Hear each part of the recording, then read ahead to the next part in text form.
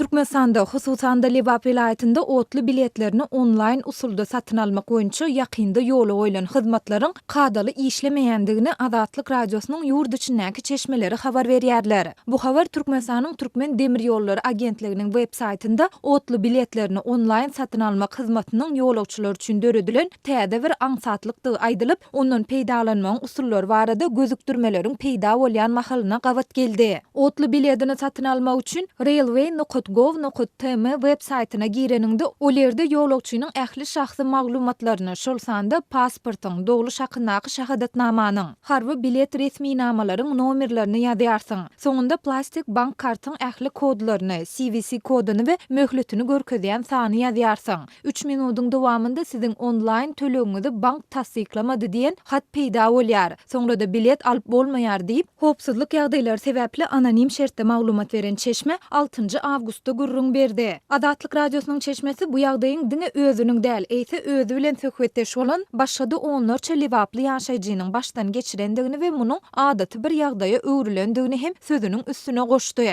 we ol munyň sebäplerini ne Türkmenabad şäheriniň wagzalynda oturan jogapkär resmiýetiň ne de beýleki türkmen häkimetleriniň düşündirip bilýändigini aýtdy. Şol bir wagtyň özünde Türkmenistanyň Türkmen demir ýollary agentliginiň resmi web saytynda geçen aýlarda çap edilen gözükdirme videosunda bolsa bu hyzmatdan peýdalanmagyň ýöneki we aňsatdygy ähengde maglumat görkezilýär. Azatlyk radiosynyň Liwaply çeşmesi biletleri online satyn almakdaky bökdönçlüklerden başga-da demir ýol wagzalyndaky kassalarda otly biletleriniň satylmaýandygyny hem aýdýar. Şol bir wagtyň özünde de ol otly biletlerini online satyn alyp bolmaýan we kassalarda biletleriň satywynyň amala aşyrylmaýan mahalynda käbir demir ýol işgärleriniň, şolsanda polisiýa ofitserleriniň we otly ýol biletleriniň bu biletleri hakyky bahasyndan 2-3 hesse gymmada satýandygyna ünsü çekdi.